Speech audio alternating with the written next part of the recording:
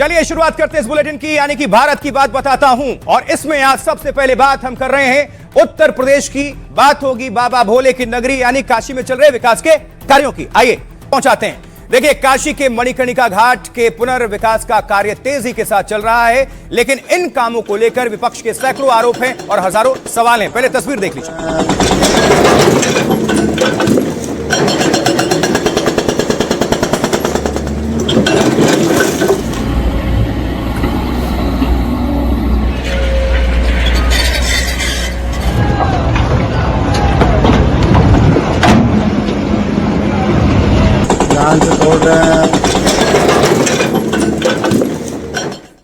देखिए, वाराणसी मणिकर्णिका घाट का पुनर्निर्माण कार्य चल रहा है। एक और आपको तस्वीर दिखाएंगे किस तरह से हलचल है। देखिए जरा ये तस्वीर, जब पहुंच गए मुख्यमंत्री योगी आदित्यनाथ ठीक उसी जगह पर।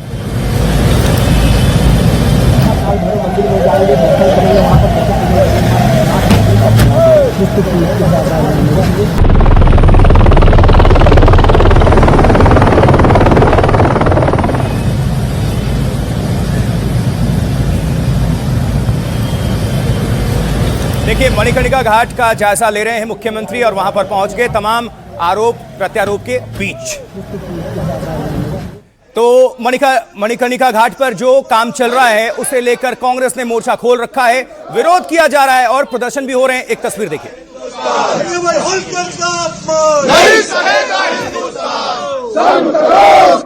पर बुलडोजर चलाना बंद करो, बंद करो। काशी की धरोहर पर बुलडोजर की धरोहर से खिलवाड़ बंद करो, बंद करो, बंद करो।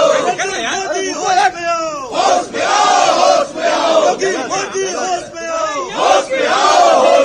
तो विरोध का स्वर विपक्ष की तरफ से। अब देखिए, मणिकर्णिका घाट को लेकर तमाम विरोध के बीच जब मुख्यमंत्री योगी काशी पहुंचते हैं तो उन्होंने बाबा विश्वनाथ का वो दर्शन करने पहुंचे, पूरी विधि विधान के साथ पूजा अर्चना करते हुए। तस्वीर देखिए जरा।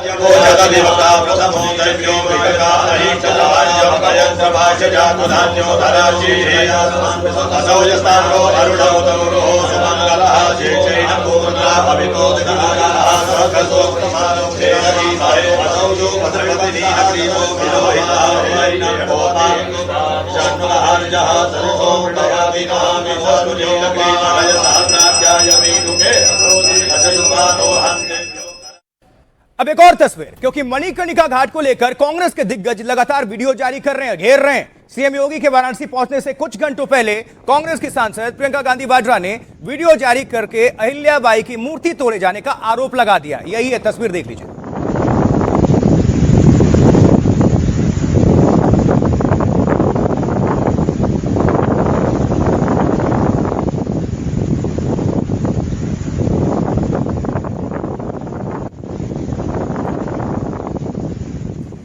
लेकिन विरोधियों को जवाब देने के लिए मुख्यमंत्री खुद मैदान में उतर आए। जी हां, जब सीएम योगी काशी पहुंचे तो उन्होंने बाबा विश्वनाथ के साथ ही काशी के कोतवाल की भी पूजा अर्चना की है। काशी के कोतवाल मतलब कौन?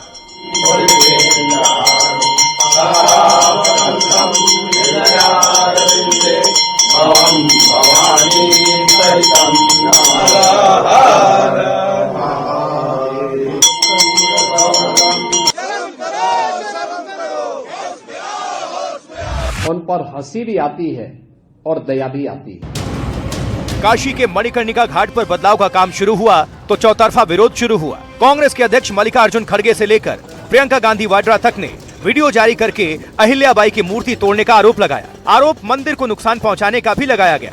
तब सारे आरोपों का जवाब देने के लिए खुद मुख्यमंत्री उत्तर प्रदेश योगी आदित्यनाथ ने कमान संभाली। वाराणसी पहुंचे बाबा विश्वनाथ की पूजा की, काल भैरव की आरती की, फिर खुद मणिकर्णिका घाट पर चल रहे विकास कार्यों को देखने पहुंचे और सवाल उठाने वालों और आरोप लगाने वालों पर जोरदार पलटवार कर दिया।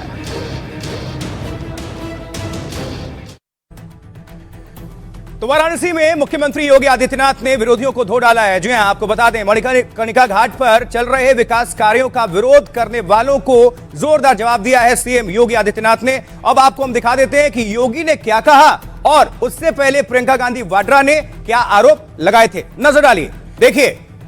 अब आपको सब बता दें कि कांग्रेस एआई वीडियो से दुष्प्रचार करने का काम कर रही है। ये कौन कह रहा है? उत्तर प्रदेश के मुख्यमंत्री योगी आदित्यनाथ। उन्होंने हमला बोल दिया विपक्ष की तरफ। मंदिर तोड़े गए, इससे ज्यादा बड़ा झूठ नहीं हो सकता है। अहिल्याबाई होलकर की प्रतिमा को संरक्षित किया गया है, ये सीएम योगी उत्तर प्रदेश कह रहे हैं। कहते हैं आगे जीर्णोद्धार का काम पूरा हो जाएगा तब प्रतिमा नहीं दिखेगी। ये दुष्प्रचार दाल मंडी में चल रही कार्रवाई को रोकने के लिए अब मूर्तियां लाकर रख दिया जाता है और वीडियो बना लिया जाता है, गलत दुष्प्रचार कर दिया जाता है। मणिकर्णिका घाट पर टूटी मूर्ति रखे गए और वीडियो बनाए गए। इस प्रोजेक्ट को कांग्रेस बदनाम करने की साजिश कर रही है। मुख्यमंत्री हमला कर रहे हैं सीधा। तुष्टीकरण वाली कांग्रेस ने कभी विरासत का सम्मान नहीं किया। कांग्रेस और उनके सहयोगी ध्यान में रखें कि वो पाप कर रहे हैं। सनातनियों की भावनाएं भड़काने का काम किया जा रहा है। पहले काशी की स्थिति क्या थी यह किसी से छुपी नहीं है। 2014 से पहले गंगा जल आचमन तो दूर स्नान के लायक भी नहीं था। विश्वनाथ मंदिर के पुनरुद्धार के समय भी नुकसान नहीं पहुंचा। हमने 40 से ज्यादा मंदिरों के संरक्षण का कार्य किया है। काशी को लगातार बदनाम करने की कोशिश हो रही है। वर्गलाने की कोशिश करने वालों की हरकत स्वीकार नहीं होगी। विश्वनाथ कॉरिडोर की तरह मणिकर्णिका घाट का निर्माण हो रहा है, लेकिन कुछ लोग 11 सालों में हुए विकास के रास्ते में बाधक बन रहे हैं। ये उत्तर प्रदेश के मुख्यमंत्री योगी आदित्यनाथ ने विपक्ष ने जो आरोप लगाए उसका जवाब दिया, पलटवार किया। और अब प्रियंका गांधी वाड्रा सांसद कांग्रेस, उन्होंने क्या कहा? वो कहते हैं कि मणिकर्णिका घाट पर बुलडोजर चिंताजनक है।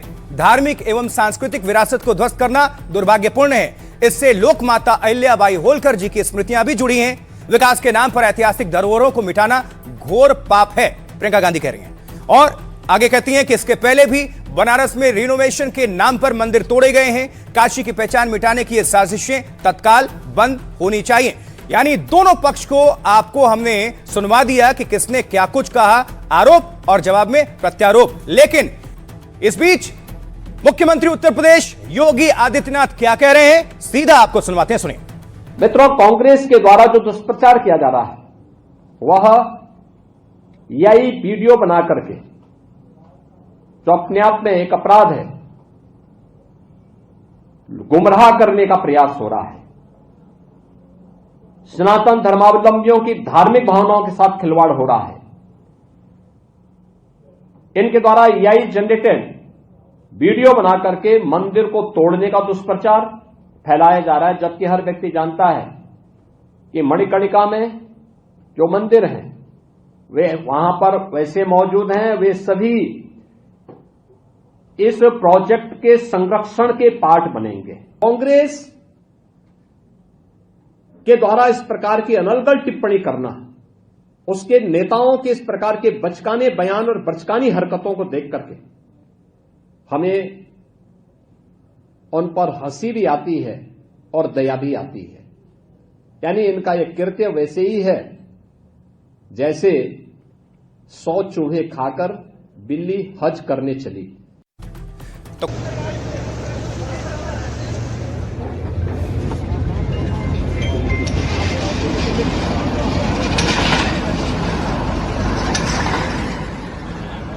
वाराणसी काशी की तस्वीर, इसी को लेकर, इस हिस्से को लेकर पूरी हलचल, और इसको लेकर विपक्ष निशाने पर ले रहा है बीजेपी की सरकार को, उत्तर प्रदेश के मुख्यमंत्री को। लेकिन भारतीय जनता पार्टी भी हमलावर है। खुद मुख्यमंत्री योगी आदित्यनाथ आगे आए जवाब देने का और हमला करने का मौका उनके पास था।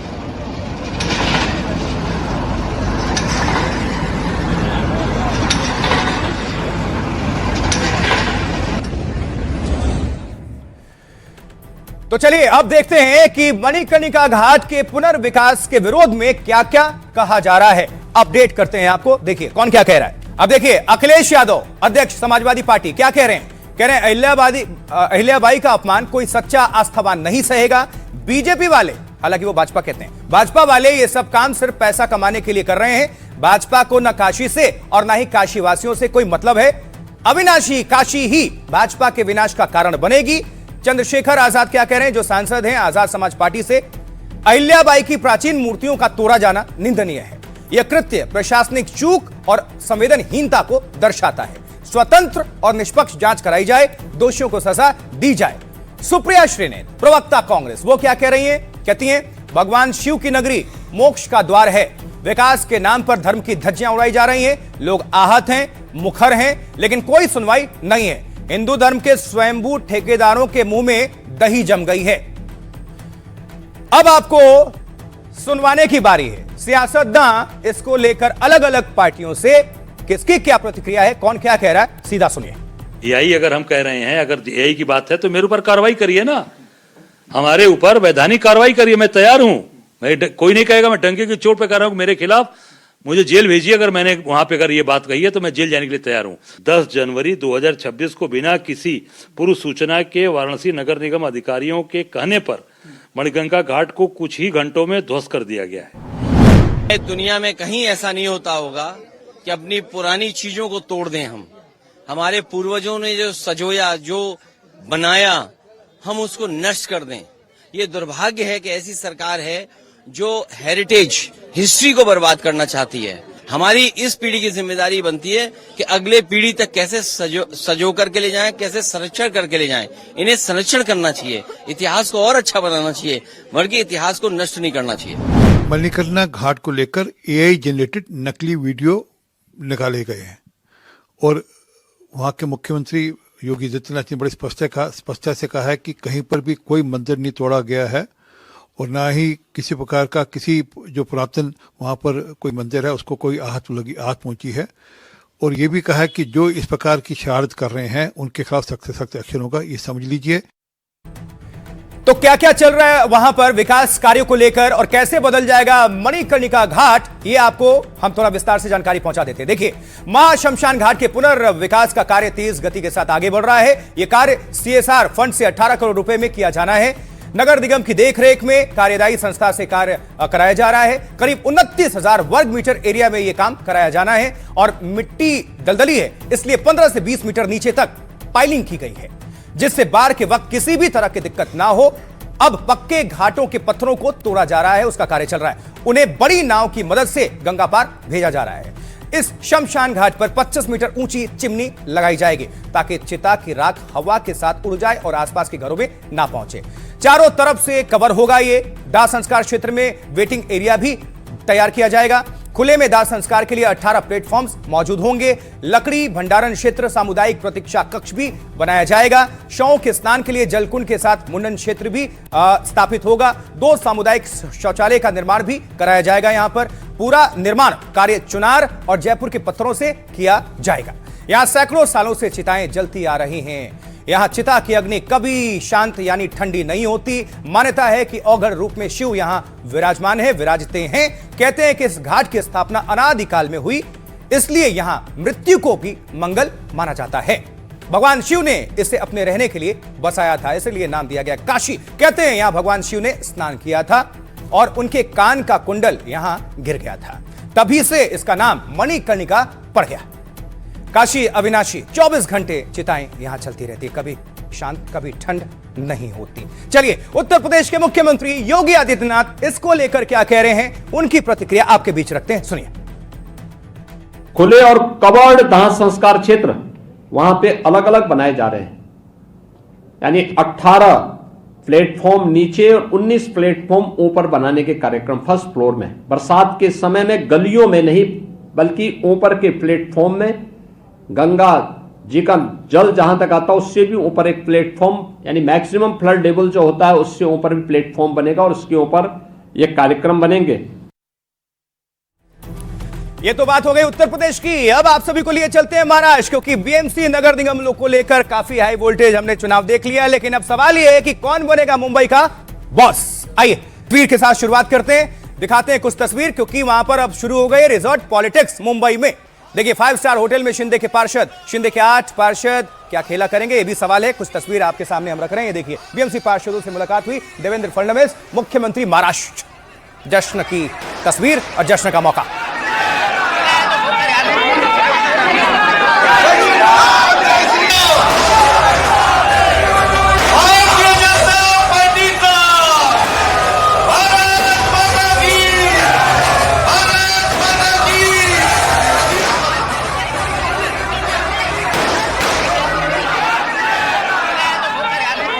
चलिए, देवेंद्र फडणवीस को देख रहे हैं आप, खुशियां बांटते हुए, मिठाई बांटते हुए और ये जीत का जश्न और अपने पार्षदों से मिलते हुए। वहीं एकनाथ शिंदे ने अपने पार्षदों को 5 स्टार होटल में शिफ्ट कर दिया है। सवाल यह है कि क्या शिंदे को अपने पार्षदों के टूटने का डर सता रहा है या वो बीजेपी से मोल भाव करने की कोशिश कर रहे हैं? तस्वीर देखिए।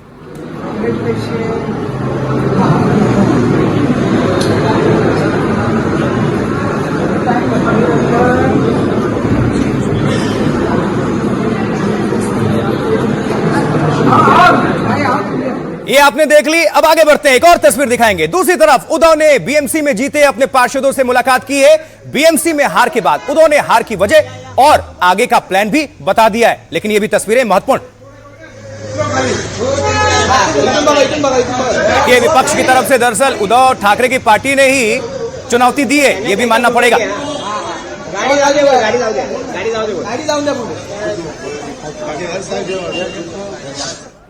और वहीं बीएमसी में 8 सीटें जीतकर असदुद्दीन ओवैसी की पार्टी ने सबको चौंका दिया है। सभी पार्षदों की आज मुंबई के होटल ट्राइडेंट में मुलाकात हुई। असदुद्दीन ओवैसी से वीडियो कॉन्फ्रेंसिंग के जरिए वार्ता हुई, सुनाएंगे आपको ओवैसी ने महाराष्ट्र की जीत पर क्या कुछ कहा, लेकिन उसके पहले यह तस्वीर देखिए।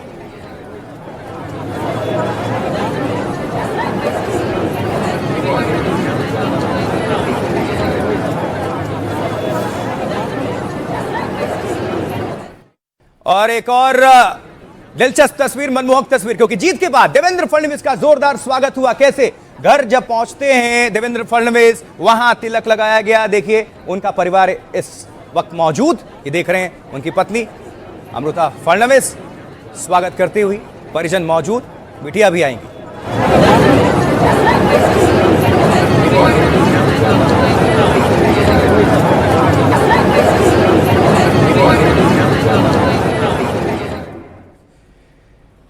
तो जीत के हीरो देवेंद्र फडणवीस के पोस्टर मुंबई की सड़कों पर चस्पा किए गए हैं। जगह जगह धुरंधर देवेंद्र के पोस्टर लगा दिए गए हैं। धुरंधर, अभी धुरंधर आई थी ना फिल्म, तो अब देवेंद्र, देखिए जरा।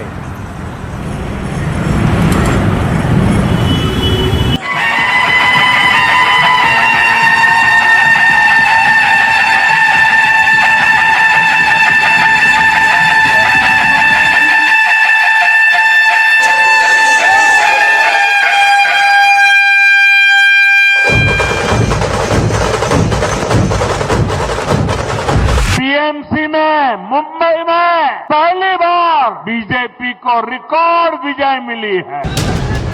महाराष्ट्र में बीजेपी की शानदार जीत की देश भर में गूंज है। प्रधानमंत्री मोदी ने बंगाल की रैली में महाराष्ट्र में जीत का जिक्र किया। एक बार फिर महाराष्ट्र में रिसोर्ट पॉलिटिक्स की शुरुआत हो गई है। बीएमसी के मेयर को लेकर खींचतान भी तेज है। शिवसेना शिंदे गुट ने मेयर के पद पर दावा ठोक दिया है। शिंदे को अपने पार्षदों को होटल में शिफ्ट करना पड़ा है। 8 पार्षदों के पाला बदलने से मुंबई का बॉस बदल सकता है।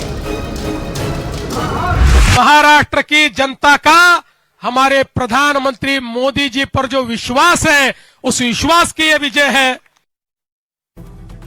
तो इस जीत के बाद रिसोर्ट पॉलिटिक्स की भी शुरुआत हो चुकी है, एंट्री हो गई है। कैसे मुंबई में चल रही है रिसोर्ट पॉलिटिक्स, ये आप सभी तक पहुंचाने का और बताने का वक्त है। आइए करते हैं अपडेट, देखिए जरा। देखिए, मुंबई में रिसोर्ट जो पॉलिटिक्स है, अब बीएमसी चुनाव नतीजे के बाद नए मेयर पर सस्पेंस है। एकनाथ शिंदे, जी हां, शिंदे ने अपने जीते पार्षदों को 5 स्टार होटल में भेज दिया है। नए मेयर के चुनाव तक होटल में ही वो रहेंगे पार्षद। बीएमसी नतीजों के बाद शिंदे किंग मेकर की भूमिका में हैं। बिना शिंदे के समर्थन के बीजेपी का मेयर नहीं बन सकता। सूत्रों के मुताबिक एकनाथ शिंदे बीजेपी से मोल भाव कर सकते हैं। अपने पार्षदों को उद्धव गुट में जाने से रोकने की भी यह रणनीति हो सकती है। शिंदे गुट के 8 पार्षदों के पाला बदलने से खेल बदल सकता है, यानी सियासी समीकरण। विपक्ष एकजुट होकर खेल बिगाड़ने की पूरी कोशिश कर सकता है। इसी वजह से पार्षदों को होटल में शिफ्ट कर दिया गया कि हॉर्स ट्रेडिंग ना हो। सूत्रों के मुताबिक वो मेयर पद पर दावा भी कर सकते हैं, यानी एकनाथ शिंदे की बात कर रहे हैं। पार्टी पार्षदों की तरफ से भी शिंदे पर दबाव है। बीएमसी के मेयर पद पर शिवसेना समझौता नहीं करना चाहती। करीब 25 सालों तक बीएमसी पर शिवसेना का कब्जा रहा था। ठाकरे परिवार का 25 सालों तक बीएमसी पर राज रहा। शिंदे सेना का मानना है कि यह परंपरा बनी रहनी चाहिए। बीएमसी मेयर का पद शिवसेना को ही मिलना चाहिए। शिंदे शिवसेना के प्रवक्ता ने मेयर पद की मांग भी कर दी, डिमांड कर दिया। जी हां, सामना में शिंदे की शिवसेना को शाह की सेना कहा गया। संजय राउत ने शिंदे पर गद्दारी करने का आरोप लगाया। अगर एकनाथ शिंदे ने गद्दारी ना की होती तो बीजेपी सत्ता में 100 जन्मों तक नहीं आती, ये संजय राउत कह रहे हैं। और अब इसको लेकर सियासतदान क्या कुछ कह रहे हैं, ये सुनने का वक्त है। तो आइए आप सभी को हम सीधा सुनवा देते हैं, सुनिए। बीजेपी नंबर 1 पार्टी बनी और हमारे साथ जहां हमारे अलायंस पार्टनर थे उनको भी लोगों ने मतदान किया। तो महाराष्ट्र इस बार पूरे तरीके से मोदी जी के साथ, बीजेपी के साथ, अलायंस के साथ था। और कांग्रेस पार्टी हो चाहे कोई और पार्टी हो, इनको एक प्रकार से महाराष्ट्र की जनता ने बड़ी शिकस्त दी है। देश की और राज्य की सत्ता उनके हाथ में है। उस सत्ता का उपयोग, दुरुपयोग करके अगर कोई लोकल बॉडीज का चुनाव जीता है तो उसका श्रेय मुख्यमंत्री को ही जाता है ना। जिस तरह का माहौल चुनाव के दिन हो रहा था मुंबई में, ईवीएम बंद पड़ रहे थे, वही हमेशा कंप्लेंट है ना। ये बटन दबाओ तो उसको वोट जाता है, उसका दबाओ तो उसको वोट जाता है। वोटर लिस्ट में गड़बड़ी है, उसका भी नुकसान हमको भुगतना पड़ा है। जिस व्यक्ति ने महाराष्ट्र के लिए इतना काम किया है, शायद संजय राउत जी को ये पचता नहीं है, लेकिन एकनाथ शिंदे जी को संजय राउत की सर्टिफिकेट की आवश्यकता नहीं, क्योंकि जनता का विश्वास है और जनता का प्यार है। शायद संजय राउत जी भूल चुके हैं कि 2019 में वो जाके बैठे कांग्रेस और एनसीपी के गोदी में। शायद वो गद्दार की बात करते हैं तो उन्होंने विचारधारा के साथ गद्दारी की। भाजपा नंबर 1 पे गणित के रूप से आई है, लेकिन उससे सबसे ज्यादा लोगों की हमारे प्रति होने वाला विश्वास और उनका आशीर्वाद, इसके लिए हम बहुत धन्यवाद करना चाहते हैं।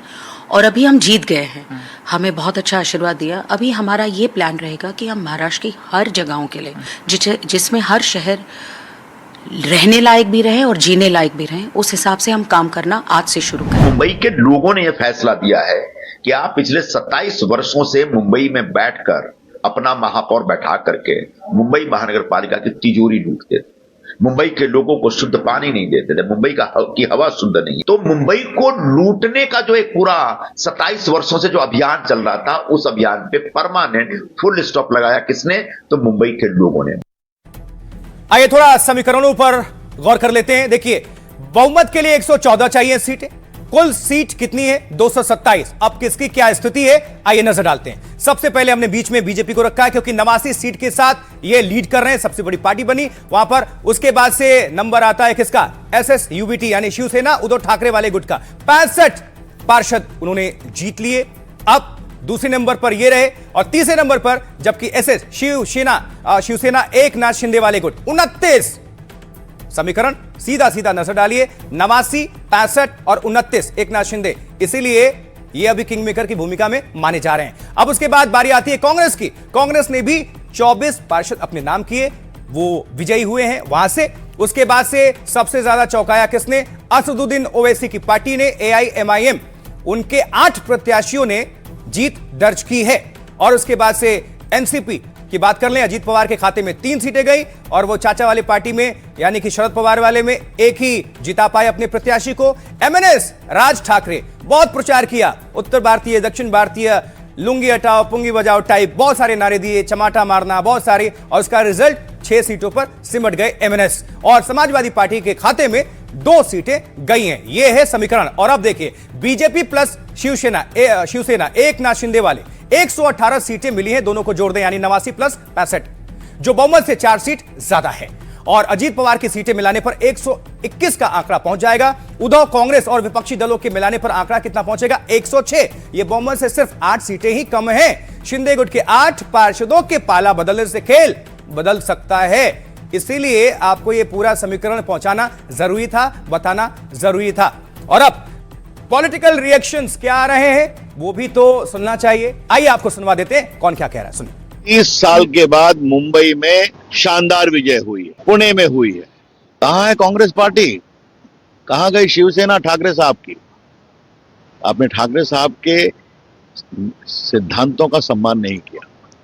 ये पूरी जीत नरेंद्र मोदी के सुशासन, देवेंद्र फडणवीस के काम, और अब तो ट्रिपल इंजन सरकार चलेगी महाराष्ट्र। शुक्रिया अदा करना चाहूंगा महाराष्ट्र की आवाम का कि उन्होंने बढ़ चढ़कर अपने वोट का इस्तेमाल किया, और मैं शुक्रिया अदा करना चाहूंगा उन तमाम वोटर्स का जिन्होंने एमआईएम पार्टी के कैंडिडेट्स को अपने वोट से, अपनी दुआओं से नवाजा।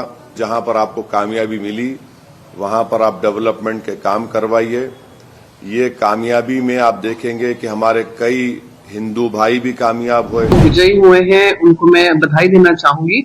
साथ ही साथ ये भी याद दिलाना चाहूंगी कि पूरी जोर से, ताकत से, पैसों के बल से भारतीय जनता पार्टी और एकनाथ शिंदे ने ये चुनाव लड़ा। भले ही हम विपक्ष में रहेंगे, पर मुंबई के हित की बात, मुंबई की के मुद्दों की बात, मुंबई के हक की बात लगातार रखते रहेंगे। ठाकरे गुट पूरी तरह से महाराष्ट्र की जनता ने उनको औकात दिखा दी। अब भी वो नहीं सुधरे, अब भी उनका अहंकार कम नहीं हुआ। औरों को जयचंद कह रहे हो, तुम खुद जयचंद हो। स्वर्गीय पिता के साथ, उनके विचारों के साथ, हिंदुत्व के साथ गद्दारी की, वही नतीजा रहा स्वर्ग में बैठ करके स्वयं बाला साहब जी ने आपको दंड दिया है। और देखिए, ये जो सारी लड़ाई है इस बीएमसी के मेयर पद को लेकर है, यानी कि सेंटर में बीएमसी है। और बीएमसी आपको बता दें, एशिया की सबसे मालामाल यानी सबसे अर्थव्यवस्था के लिहाज से ये बड़ी म्युनिसिपल कॉर्पोरेशन है। ये भी आप समझ लीजिए कि कई छोटे छोटे देशों को अगर गिन लिया जाए तो उनके जीडीपी से भी कहीं ज्यादा इनके पास धन है। समझिए, मेयर मुंबई के बॉस पर जनवरी के अंत में हटेगा ये सस्पेंस, ये भी आपको बता दें। लेकिन पहले तस्वीर आप तो देख ही रहे हैं, साथ साथ थोड़ा अपडेट ये कि सूत्रों के मुताबिक अगले हफ्ते लॉटरी निकाली जाएगी और नगर विकास विभाग महापौर पद के लिए लॉटरी निकालेगा। इससे तय हुआ कि महापौर का पद किस वर्ग से होगा, वो सामान्य, महिला या फिर पिछड़ा वर्ग में से एक चुना जाएगा। इसके बाद योग्य जो उम्मीदवार है नामांकन दाखिल कर पाएंगे। लॉटरी प्रक्रिया के ठीक 10 दिनों बाद महापौर का चुनाव होगा। बीएमसी के निर्वाचित पार्षद विशेष सभा में मतदान करते हैं और जिस प्रत्याशी को सदन में बहुमत हासिल होगा उसे ही बीएमसी का मेयर चुन लिया जाएगा। यह प्रोसेस है। किसी दल को अकेले दम पर बहुमत ना होने पर गठबंधन की भूमिका महत्वपूर्ण हो जाती है। यह इंपॉर्टेंट है अपने आप में। और अब पॉलिटिकल रिएक्शंस भी साथ साथ सुनना जरूरी है। उदय सामंत और नितेश राणे बीजेपी की तरफ से क्या कह रहे हैं, दोनों को सुनते हैं। राष्ट्रभक्त लोगों ने हमारे भारतीय जनता पार्टी और महायुति को साथ दिया है, आशीर्वाद दिया है और इसके मुझे विश्वास है आने जो विकास और सुरक्षा 2 मुद्दे पे हम लोग जो लड़े थे ना, उसके ऊपर हम जरूर काम करेंगे और मुंबई का विश्वास और उसको मजबूत करेंगे ताकि आने वाले अगले चुनाव में हम 100 प्लस जा सकेंगे। चलिए जल्दी से आगे बढ़ते हैं। देखिए, मुंबई में बहुत हलचल तेज है। मेल मुलाकात का सिलसिला बहुत चल रहा है जोरों पर। फोन लाइंस खुले हुए हैं, घंटियां गनगना रही हैं फोन पर, चाहे लैंडलाइन पर। पहले लैंडलाइन पर ज्यादा होता था, अभी फोन पर, लेकिन सेफ्टी के लिए लैंडलाइन भी यूज में आ ही जाता है। आइए जरा कुछ अपडेट कर देते हैं, कुछ तस्वीर आपको जल्दी से दिखा देते हैं। देख, राज ठाकरे देर रात समर्थकों से मिले और उनका अभिवादन किया। हार के बाद सोशल मीडिया पर एक पोस्ट भी साझा किया। यह तस्वीर देखिए।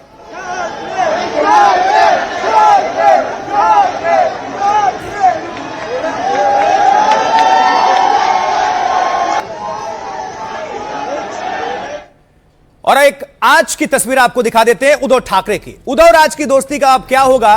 क्या हार के बाद ये दोस्ती फिर से टूट जाएगी? वो अलग बात है, लेकिन आज की जो तस्वीर है ये देखिए, जोशीली तस्वीर। भले ही हार हुई हो उद्धव ठाकरे की या विपक्ष की और बीजेपी और अलायंस ने अपना किला फतह कर लिया हो, लेकिन जोश में कोई कमी नहीं है। उद्धव ठाकरे की पार्टी ने भी बढ़िया प्रदर्शन किया है।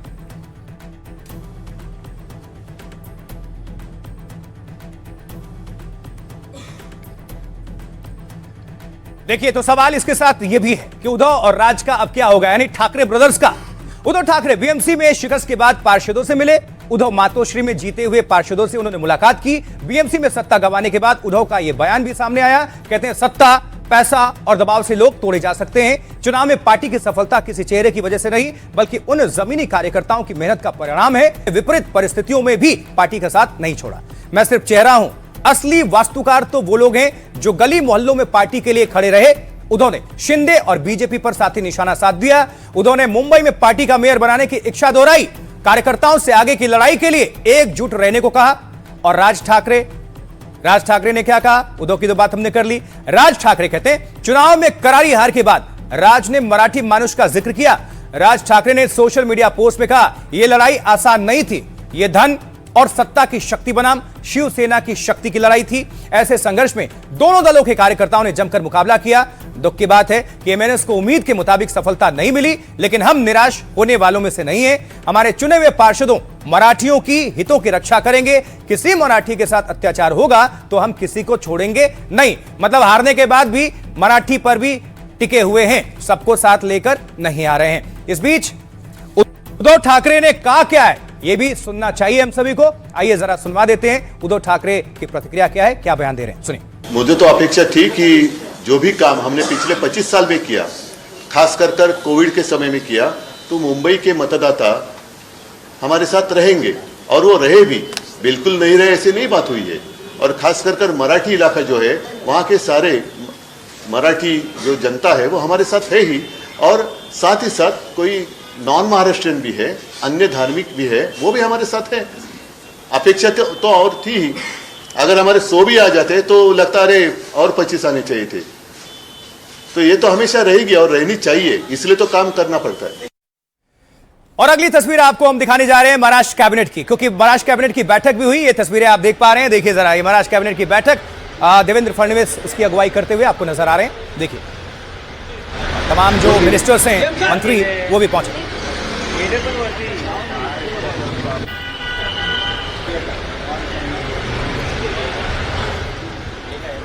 और इस बीच अब बात चाचा और भतीजे की, यानी शरद पवार और अजीत पवार की, क्योंकि नतीजों के बाद अजीत पवार ने बारामती में चाचा शरद पवार से मुलाकात की, जिसकी तस्वीरें आपके सामने रख रहे हैं। देखिए इस मुलाकात को लेकर अटकलें भी तेज हैं। हालांकि अब क्या हो सकता है, एक और किस्मत आजमा के देखी गई चाचा और भतीजे की तरफ से। राज्य सरकार में तो विरोध में, लेकिन बीएमसी और नगर निगम में साथ आ गए, लेकिन सफलता मिली नहीं। और एक कार्यक्रम में अजीत पवार और सुप्रिया सुले भी मौजूद थे, उसकी भी तस्वीरें आपको दिखा देते हैं। देखिए अजीत सुप्रिया में क्या बात हुई, ये तस्वीर।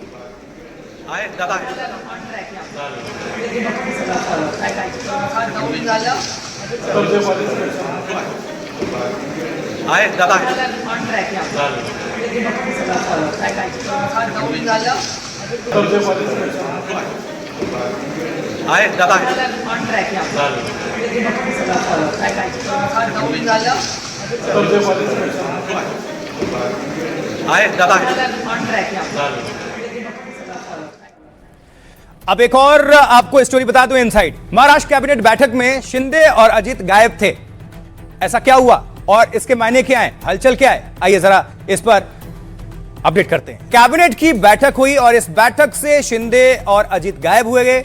कैबिनेट की बैठक में आपको बताएं, बीएमसी चुनाव परिणाम के बाद महाराष्ट्र कैबिनेट की बैठक आयोजित हुई और बैठक में दोनों डेप्यूटी सीएम नहीं पहुंचे। डेप्यूटी सीएम एकनाथ शिंदे मुंबई में ही मौजूद थे, जबकि लेकिन वो कैबिनेट की बैठक का हिस्सा नहीं बन पाए। और दूसरे डेप्यूटी सीएम अजीत पवार की बात कर लें तो अजीत पवार भी पुणे में मौजूद थे। अब सूत्र क्या बता रहे हैं, सूत्रों के मुताबिक परिणाम के बाद दोनों डेप्यूटी सीएम नाराज। अजीत पवार ने बारामती में चाचा शरद पवार से इस बीच मुलाकात कर ली। चुनाव नतीजों के बाद दोनों की मुलाकात अहम मानी जा रही है। एनसीपी के दोनों गुट चुनाव में खास कमाल नहीं दिखा सके हैं। बीएमसी में अजीत पवार के 3 पार्षद चुनकर आए हैं मात्र, तो शरद पवार गुट किसी तरह खाता खोल सका। अटकलें दोनों गुट के साथ आने की भी लगाई जा रही हैं। आजमाकर हालांकि देख भी लिया गया, फिर भी सफलता तो मिली नहीं। हालांकि अजीत पवार ने इससे इनकार किया है, किसी भी अटकलों से। लेकिन अब सियासत है, हार जीत है, तो प्रतिक्रियाएं भी हैं। एनसीपी के जो नेता हैं क्या कह रहे हैं, उनको सुनवाते हैं, सुनिए। उनका परफॉर्मेंस बहुत अच्छा रहा, जिस तरह से वो पार्टी को जोड़ तोड़ मरोड़ के लिया हुआ है, लेकिन फिर भी बहुत अच्छा परफॉर्मेंस उनका रहा है। और कांग्रेस और शिवसेना अगर और साथ में लड़ती तो और अच्छा रिजल्ट होता। सबको आत्मचिंतन करना पड़ेगा। हमेशा कोई भी जो एग्जाम के लिए बैठता है वो पास होने के लिए बैठता है। जिला परिषद पंचायत समिति का जो अभी स्थानिक स्वराज्य की इलेक्शन है, उस इलेक्शन के बारे में राष्ट्रवादी दोनों एक साथ में अगर इस चुनाव में आगे जाते हैं, उसके बारे में हम लोग चर्चा करने के लिए बैठे थे और उसमें हम लोग ने सहमति की है कि आगे जाके इस चुनाव में हम लोग एक साथ में जाके लड़ने वाले। चलिए, ये तो बात हो गई सियासत की, महाराष्ट्र की, और अब बात आस्था की, महादेव की, हर हर महादेव की। आइए, क्यों हम कह रहे हैं, आपको दिखाते हैं और खबर पहुंचाते हैं। बिहार मोतिहारी लिए चलेंगे क्योंकि दुनिया का सबसे बड़ा शिवलिंग स्थापित, जी हां, ये तस्वीर भी साथ साथ देखते रहिए। शिवलिंग स्थापित और बिहार का ये पूर्वी चंपारण है जहां ये शिवलिंग स्थापित किया जा चुका है। सुनिए।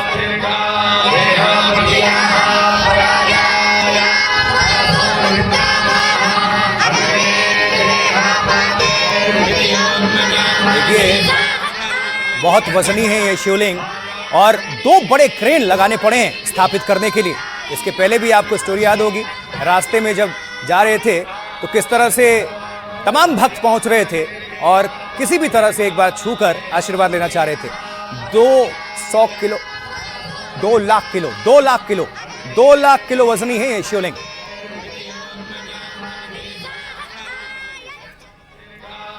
मंत्रोच्चार और पूरे विधि विधान के साथ शिवलिंग की स्थापना की गई है। इस दौरान पूजा पाठ के लिए अयोध्या और काशी से पुजारियों को बुलाया गया है। यह मंत्रोच्चार एक बार फिर से सुनिए।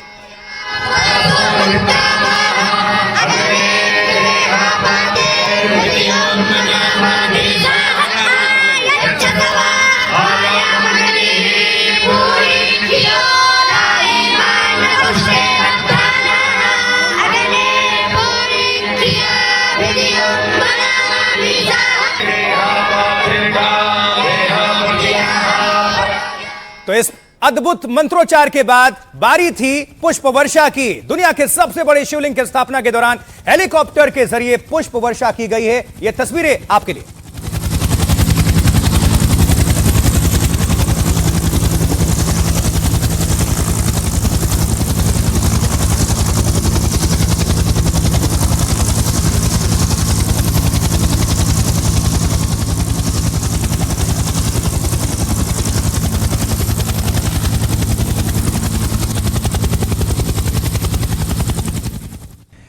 तो ये मौका खास था, तो इस खास मौके पर मुख्यमंत्री भी पहुंचे। बिहार के CM Nitish Kumar deputy CM Vijay Sinha के साथ कार्यक्रम में पहुंचे। इसकी तस्वीरें।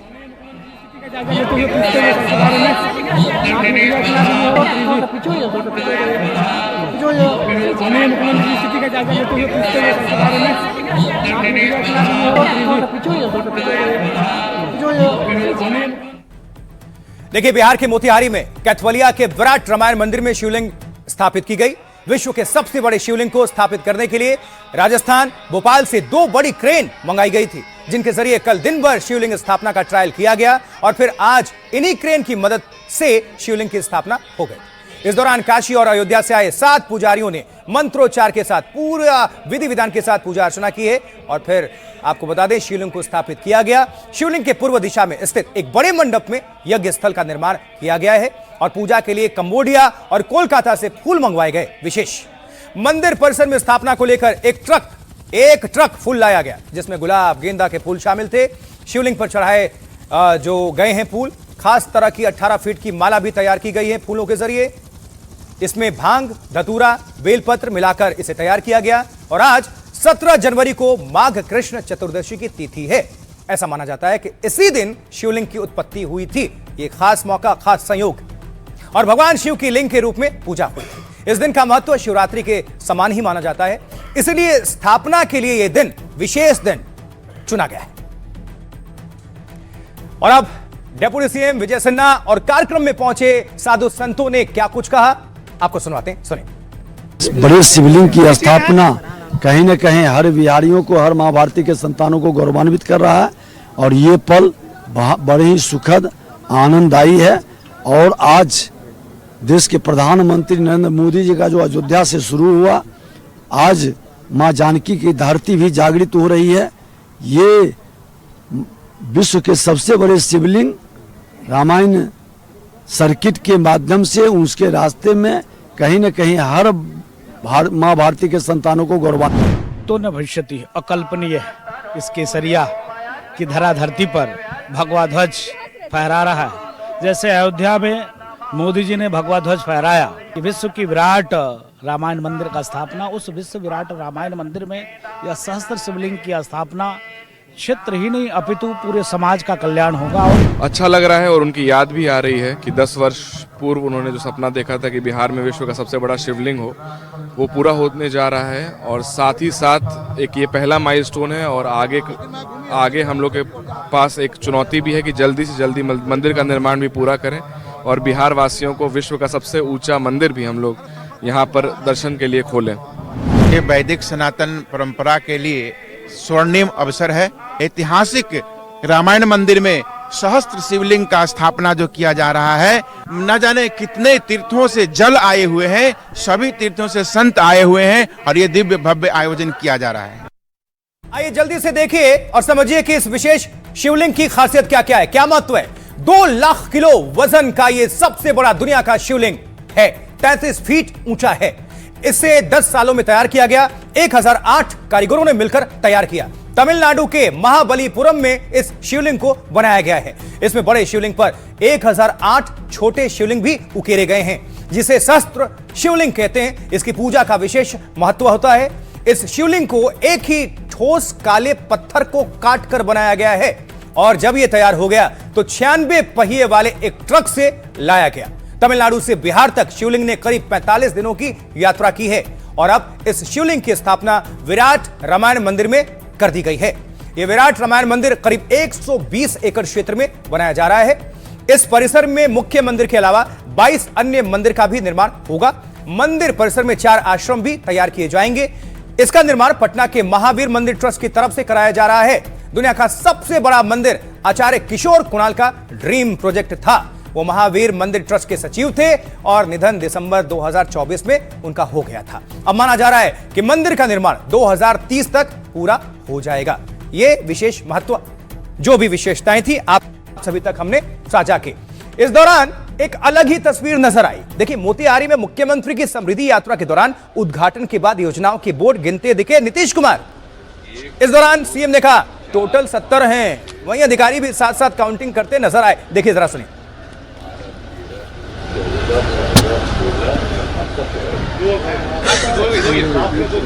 नहीं जा रहा है। 1 2 3 4 5 6 7 8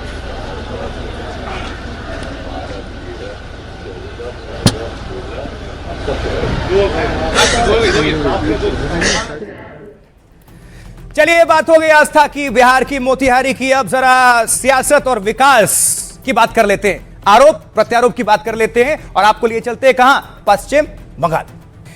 जी हां, देखिए पश्चिम बंगाल, आज प्रधानमंत्री नरेंद्र मोदी वहीं मौजूद थे बंगाल में। उसके बाद वो गुवाहाटी पहुंचे और वहां किया रोड शो। अद्भुत, देखिए।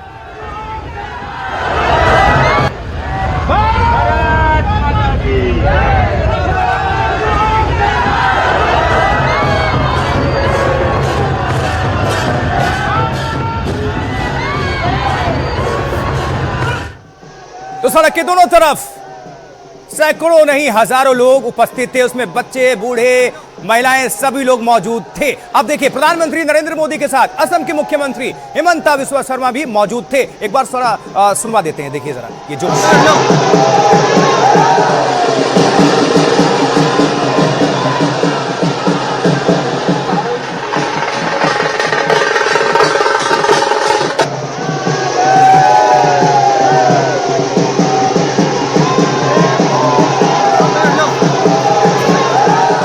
चलिए, तो बात हो गई असम की, गुवाहाटी की। जोरदार अभिनंदन, स्वागत किया गया प्रधानमंत्री नरेंद्र मोदी की। लेकिन इससे पहले, यानी असम से पहले, प्रधानमंत्री नरेंद्र मोदी कहां मौजूद थे? पश्चिम बंगाल। जी हां, देखिए जरा ये तस्वीर। मालदा में पीएम ने वंदे भारत स्लीपर ट्रेन को हरी झंडी दिखाई है और ये ट्रेन मालदा से गुवाहाटी तक चलेगी और लोगों को इससे काफी फायदा पहुंचेगा। ये तस्वीर भी साथ साथ दिखा रहे। पहली वंदे भारत स्लीपर को हरी झंडी प्रधानमंत्री नरेंद्र मोदी के तरफ से। और ट्रेन को हरी झंडी दिखाने से पहले पीएम मोदी ने वहां मौजूद बच्चों से भी मुलाकात की और यही विशेषता होती है प्रधानमंत्री नरेंद्र मोदी की, वो सेंटर ऑफ अट्रैक्शन हो जाते हैं। एक तस्वीर। और अब अगली तस्वीर। बंगाल में चुनाव चूंकि आने वाले हैं, लिहाजा अपनी अपनी मोर्चाबंदी जारी है हर एक तरफ से। ममता बनर्जी जलपाईगुड़ी में मौजूद थी, जहां कलकत्ता हाईकोर्ट के बेंच की बिल्डिंग का उद्घाटन होना था और वहां चीफ जस्टिस सूर्यकांत भी मौजूद थे, CJI, chief justice of India. यहाँ की टीएमसी सरकार बहुत ही निर्दयी है। जैसे जैसे बंगाल का चुनाव नजदीक आ रहा है, सियासी तपिश बढ़ती जा रही है। पीएम मोदी ने मालदा में बंगाल को तोहफा दिया और गुवाहाटी तक दौड़ने वाली स्लीपर वंदे भारत को हरी झंडी दिखाई। ट्रेन को रवाना करने के बाद उन्होंने घुसपैठ, भ्रष्टाचार और कुशासन की रेल में बिठाकर टीएमसी की विदाई का ऐलान भी कर दिया।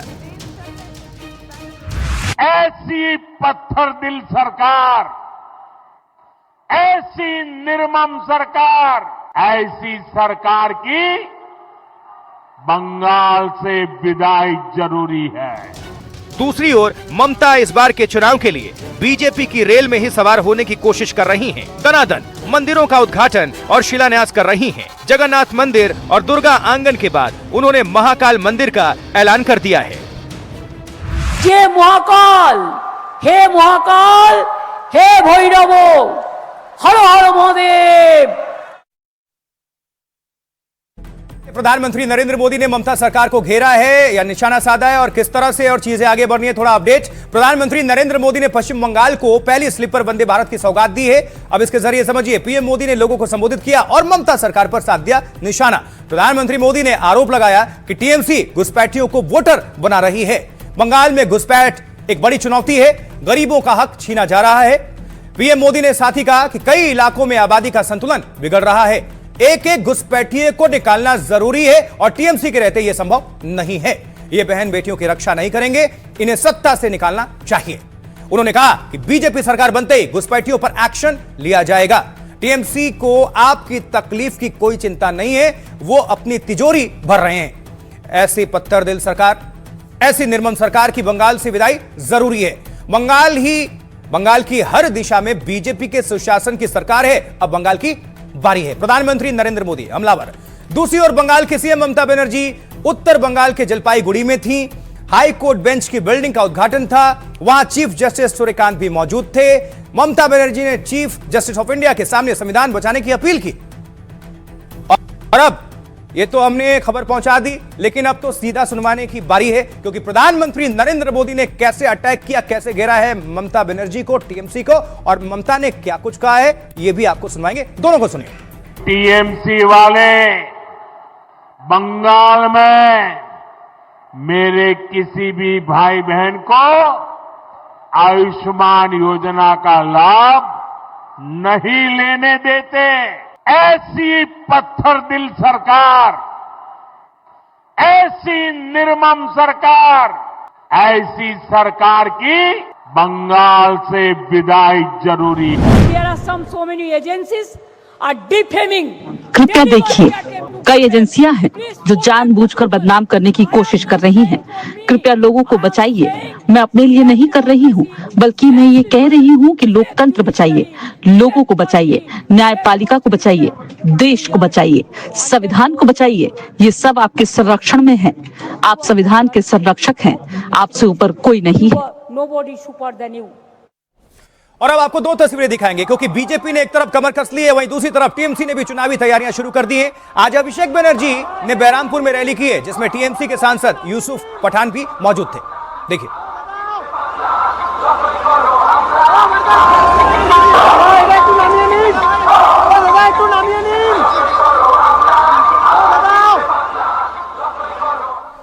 और अब दूसरी तस्वीर, क्योंकि भारतीय जनता पार्टी ममता बनर्जी पर तुष्टीकरण का आरोप लगाती है, तो वहीं ममता बनर्जी हिंदुत्व के रास्ते पर चलने की कोशिश कर रही हैं। उन्होंने उत्तरी बंगाल के सिलीगुड़ी में महाकाल मंदिर का शिलान्यास किया है। तस्वीर। रक्षा करो महादेव, हर हर महादेव, रक्षा करो महादेव, हर हर महाकाल। শুধুমাত্র আপনারা দেখছেন না, সারা পৃথিবীর মানুষ, সারা বাংলার মানুষ, সারা ভারতবর্ষের মানুষ विभिन्न डिजिटल। अब जरा समझिए कि उत्तरी बंगाल में महाकाल मंदिर का शिलान्यास किया गया है ममता बनर्जी की तरफ से। ये मंदिर सिलीगुड़ी के माटीगाड़ा इलाके में बनाया जा रहा है। इस मंदिर का निर्माण करीब 18 एकड़ में किया जा रहा है। महाकाल महातीर्थ देश का सबसे बड़ा शिव मंदिर होगा। मंदिर परिसर में दुनिया की सबसे ऊंची शिव मूर्ति स्थापित की जाएगी, ऐसा दावा है। कांसे से बनी भगवान शिव की प्रतिमा की ऊंचाई 216 फीट होगी। मंदिर में 12 ज्योतिर्लिंग और 12 अभिषेक लिंगम स्थापित किए जाएंगे। मंदिर में 2 नंदी होंगे, एक पूर्व की ओर और दूसरा पश्चिम की ओर। मंदिर परिसर के पिलर पर महाकाल महिमा का वर्णन किया जाएगा।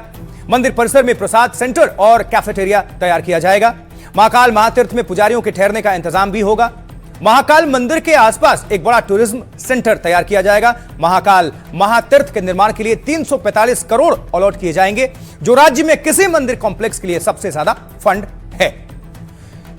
इस दौरान मुख्यमंत्री पश्चिम बंगाल ममता बनर्जी क्या रही हैं, सीधा सुनते हैं, सुनिए। जिंदगी देना धर्म होता है। जिंदगी से सबसे कामयाब चीज यही है, हम जितना दिन बचेंगे हम काम करके जाएंगे। अच्छा काम, शुभ काम, जो ईश्वरी हो, अल्लाह ही हो। गांधी जी बोलेছেন, ईश्वर अल्लाह तेरे नाम, सबको सुमति दे भगवान। तो पश्चिम बंगाल में बस कुछ ही समय के बाद विधानसभा चुनाव है और इसलिए अभी आप सियासी पारा हाई देख पा रहे हैं। कुछ और तस्वीरें जल्दी से आप सभी के बीच पहुंचा देते हैं, क्योंकि अब आपको दिखाएंगे मुर्शिदाबाद की तस्वीर। मुर्शिदाबाद की बेलडांगा की तस्वीर है, जहां जोरदार हंगामा और बवाल मचा है। अभिषेक बनर्जी की ये रैली है बेलडांगा मुर्शिदाबाद। माफ करिएगा, बेलडांगा की तस्वीरें हैं। 2 दिनों से जारी है यहाँ प्रदर्शन, जोरदार हंगामा है और उसी हंगामे की तस्वीर आपको दिखा रहे हैं। करेक्ट कर रहा हूं, माफ करिएगा।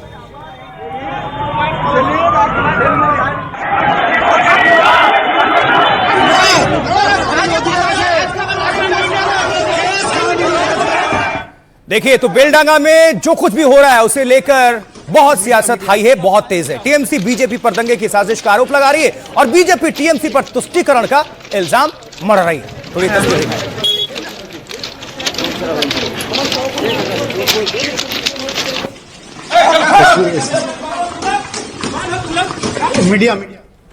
मुर्शिदाबाद के बेलडांगा में लगातार 2 दिनों से हालात तनावपूर्ण है। प्रदर्शनकारियों ने नेशनल हाईवे 12 और रेलवे ट्रैक को घंटों तक जाम रखा।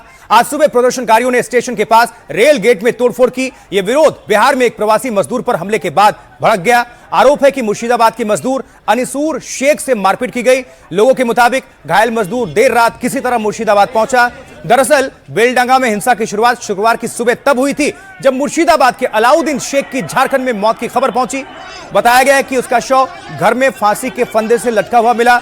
अलाउद्दीन शेख झारखंड में फेरी वाले का काम करता था। परिजनों का आरोप है कि अलाउद्दीन की पिटाई करके हत्या कर दी गई। जब अलाउद्दीन का शव गांव पहुंचा तो लोगों ने प्रदर्शन शुरू कर दिया। बेलडांगा वही इलाका है जहां हुमायूं कबीर ने बाबरी मस्जिद की नींव रखी थी। अब आप कड़ी भी जोड़ सकते हैं, लेकिन पॉलिटिकल रिएक्शंस क्या आ रहे हैं, सियासतदान इसको लेकर क्या कह रहे हैं, जरा सुनते हैं, सुनिए। शुक्रवार जुम्मे का दिन होता है जो अल्पसंख्यक समुदाय के लिए भावनात्मक महत्व रखता है। ऐसे दिन अगर कोई राजनीतिक स्वार्थ के लिए उकसावा दे तो हालात बिगड़ना स्वाभाविक है। अभी मुर्शिदाबाद में वायलेंस चल रहा है, NH-12 को रोक दिया गया है, सारी रेल सर्विस ठप पड़ी हुई है। क्या भारत का हिस्सा नहीं है? क्या लोग NH-12 पे चल नहीं सकते? ट्रेन जलाई जा रही है तो ममता बनर्जी उसे जस्टिफाई कर रही है। वो कह रही है ये नाराजगी है माइनॉरिटीज की। जो देश विरोधी ताकत है, इन लोगों का काम ही है देश की साधन को क्षति करना और जैसे तैसे भी कोई इशू लेकर इस तरह से तोड़ फोड़, भांग चूर, रोड ब्लॉकेट, स्टेशन में रेल रोकना, भांगचूर करना, ये सही नहीं है। वो पुलिस वाला कहाँ थे? वो जनप्रतिनिधि अमीरुल इस्लाम कहाँ थे? उनका जिम्मेदारी मेरा है, उनका जिम्मेदारी तो ममता बनर्जी को लेना पड़ेगा, उनका जिम्मेदारी तो अमीरुल इस्लाम को ऊपर आना चाहिए। अगले दिन मूवमेंट करने दीजिएगा। ममता बनर्जी 3 महीना बाद, 2 महीना बाद जाके वहाँ बड़ा बात किया। चलिए, ये तो बात हो गई पश्चिम बंगाल भारत की। अब जरा आपको लिए चलते दुनिया में क्या चल रहा है। खबर ईरान से जुड़ी हुई नजर डालिए। देखिए, अब ईरान की हम बात कर रहे हैं तो हिंदुस्तानियों की घर वापसी तेज हो गई है, जो जंग के माहौल से जान बचाकर देश वापस लौट रहे हैं। तस्वीर क्योंकि ईरान जल रहा है और अब भारत आकर अपनी सरजमी पर वो बहुत खुश हैं भारतवासी। तो भारतीयों के घर लौटने का सिलसिला जारी है, लेकिन पहले आपको दिखा रहे हैं कि कैसे हालात से वो निकल कर यहां पर आए हैं और वहां हिंसा भड़की हुई है। ये देखिए, ईरान में तो अब प्रदर्शन थोड़े शांत हुए हैं, लेकिन अब इटली में ईरान के सपोर्ट में लोग उतर आए हैं। प्रदर्शनकारियों के हक में आवाज उठी। Il nostro dissenso, il nostro rammarico di quelle madri e di quei padri che piangono. उधर इराक में अमेरिका और इजराइल के खिलाफ प्रदर्शन हो रहा है। मुस्लिम समुदाय ने अमेरिका और इजराइल के झंडे जलाकर आक्रामक प्रदर्शन किया है। तस्वीर देखिए।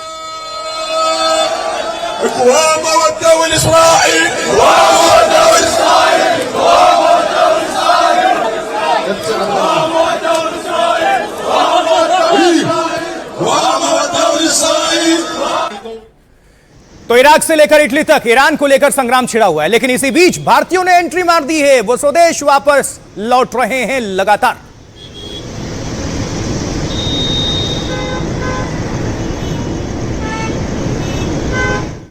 और ये तस्वीर आधी रात की है, जब ईरान से भारतीय दिल्ली एयरपोर्ट पर आ रहे हैं, तभी उनके इंतजार में सैकड़ों लोग खड़े थे। ये देखिए।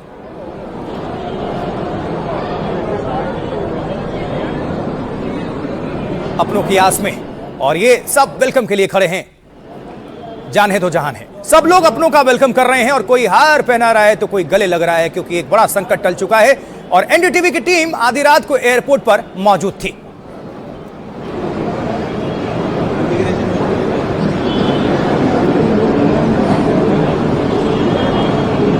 एनडीटीवी के कैमरे से जब पूरा ईरान हिंसा की आग में जल रहा था, शहर दर शहर बवाल और उत्पात मचा हुआ था, तब हिंदुस्तान के एक दो नहीं हजारों लोग वहां फंसे थे। सिचुएशन देखी है, आगजनी देखी है, आग वगैरह, प्रोटेस्ट खतरनाक थे। हिंसक प्रदर्शनों के बीच ईरान में भारतीयों की जान पर बनाई थी। ईरान में फंसे हुए भारतीय खौफ में थे, तो भारत में उनके परिवार वाले परेशान, और तभी सरकार भी एक्शन मोड में थी। हमने भारतीयों को दिशा निर्देश दिए कि ईरान ना जाएं। जो भारतीय वहां रहते हैं उन्हें भी ईरान से निकलने को कहा है। All travel to Iran.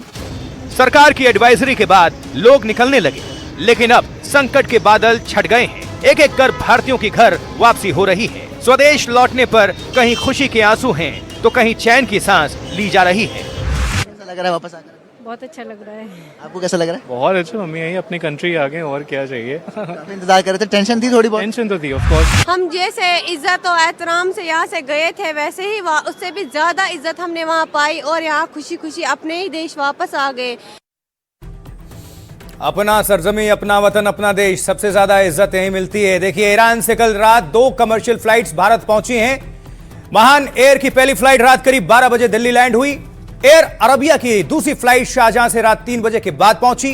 दोनों ही उड़ानों से ईरान में रहने वाले कई भारतीय स्वदेश लौटे हैं। दिल्ली एयरपोर्ट पर अपने परिजनों से गले लगकर कई लोग रोने भी लगे, भावुक हो गए। उन्होंने बताया कि हिंसा के दौरान खराब हालात में वो फंस गए थे। ईरान से लौटे कश्मीर के युवक ने कहा, वहां हालात बहुत खराब हैं। युवक ने दावा किया कि ईरान में खतरनाक विरोध प्रदर्शन चल रहे हैं। दूसरा युवक बोला, पिछले 2 हफ्तों से ज्यादा दिक्कत होने लगी थी। घर से बाहर निकलते तो प्रदर्शनकारी गाड़ी के सामने आ जाते थे, उनसे झड़पें हो जाती थी। दूतावास तक संपर्क मुश्किल हो गया था, क्योंकि इंटरनेट नहीं चल रहा था, तो परिवार से भी संपर्क नहीं हो पाता था। हालांकि ईरान से लौटी एक मेडिकल स्टूडेंट अर्श डेहरा ने बताया कि ईरान में भारतीय दूतावास ने बाकायदा उनसे संपर्क किया था, लेकिन वो छात्रा अपने पैसों से ही फ्लाइट लेकर दिल्ली आई है। दरअसल ईरान में इस वक्त भी करीब 9000 भारतीय नागरिक मौजूद हैं, जिनमें 3000 छात्र हैं, और उनमें से भी ज्यादातर मेडिकल स्टूडेंट्स हैं। ये लोग भारत के दिशा निर्देशों के बाद ही ईरान से लौट रहे हैं। ये पूरा आपको हमने अपडेट कर दिया, लेकिन जो लोग लौटे हैं उनको हम सीधा सुनवा देते हैं वो क्या कुछ कह रहे हैं, यानी ईरान से लौटने वाले हमारे भारतवंशी। सुनिए उनको। इंडियंस को आ जाना चाहिए वापस, और उसमें इंडियन गवर्नमेंट ने पूरी तरह से सपोर्ट किया, और उसकी बिहाफ पे ये लोग वापस आ रहे हैं। सरकार ने बहुत बढ़िया काम किया, सब अपने लोगों को ला रही है, और पिछली बार भी लेकर आई थी सरकार अपने लोगों को, और अब भी लेकर आ रही है। भारत का और मोदी सरकार का हम शुक्रिया अदा करते हैं बहुत बहुत। हाँ, प्रोटेस्ट मतलब हम लोग जब बाहर जाते थे तो कार के सामने आ जाते थे, थोड़ा बहुत लफड़ा करते थे। फिर नहीं, अभी हम लोग को तो कुछ नहीं हुआ, ऐसा सेफ थे हम लोग। बाकी का अभी सिचुएशन तो अभी अच्छे है, हम लोग अभी अच्छे तरह से आ गए। अभी कुछ खाली नेटवर्क का इशू था। मोदी जी है तो हर चीज मुमकिन है। हाँ जी सर, बहुत हेल्प हो रहा है। बहुत हेल्प हो रही है। बिल्कुल बिल्कुल बहुत हेल्प हो रहा है। नॉर्मल है, कोई कुछ नहीं, हम अभी वहीं से ही आ रहे हैं। अब इस बीच आपको यह भी बता दें कि कांग्रेस ने चाबहार बंदरगाह को लेकर कुछ ऐसा कह दिया है जिसको लेकर हंगामा हो गया है। आपको दिखा रहे हैं, ये ईरान का चाबहार बंदरगाह है, नजर डालिए, ये तस्वीर देखिए।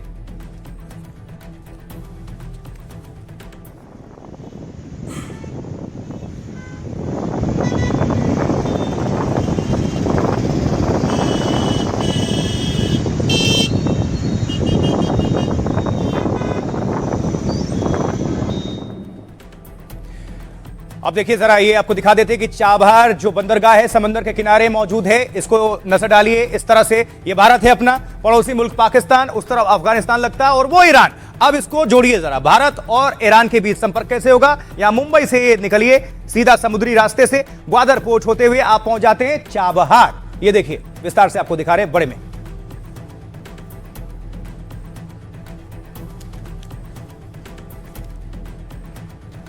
चलिए इसके साथ ही आज भारत की बात बताता हूं मैं, इतना ही। उम्मीद करते हैं कि ये आपको प्रोग्राम अच्छा लगा होगा।